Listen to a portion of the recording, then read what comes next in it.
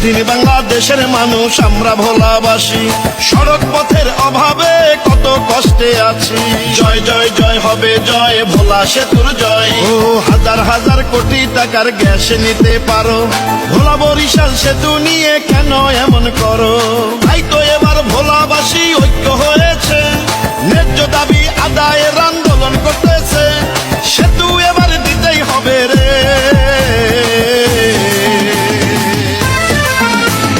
ন্যায্য দাবি একটাই, ভোলা বরিশাল সেতু চাই। এসো ভাই এসো বোন, গড়ে তুলি আন্দোলন। এবার সেতু না দিলে গ্যাস দিব না আর তুলে, আমার গ্যাস তুমি নাও, বিনিময়ে কি দাও?